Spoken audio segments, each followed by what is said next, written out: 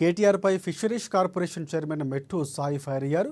కేటీఆర్కు పౌరుషం, దమ్ము, ధైర్యం ఉంటే సిరిసిల్లలో ఎమ్మెల్యే పదవికి రాజీనామా చేసి ఎన్నికలకు రావాలంటూ ఛాలెంజ్ విసిరారు. అప్పుడు చూద్దాం సిరిసిల్లలో గెలిచేది కాంగ్రెసా లేక బీఆర్ఎస్ పార్టీ అని సవాల్ విసిరారు.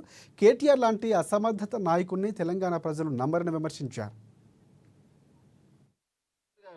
మీరు కరీంనగర్, ఉమ్మడి కరీంనగర్ జిల్లా సిరిసిల్ల అసెంబ్లీ సభ్యులు, పార్లమెంట్ అసెంబ్లీలో సభ్యులుగా పనిచేస్తున్నారు. మరి కరీంనగర్లో ఉన్నటువంటి మీరు, మెదక్లో మీ బావగారు, మీ నాన్నగారు ఎమ్మెల్యేలుగా ఉన్నారు జిల్లాలో.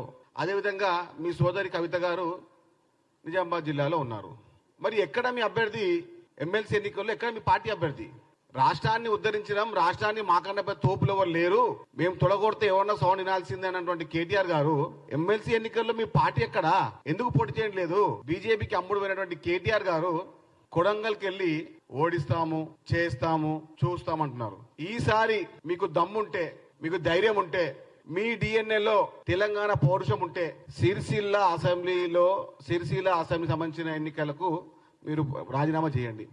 అసెంబ్లీకి శాసనసభ్యునిగా మీరు రాజీనామా చేయండి దమ్ముంటే.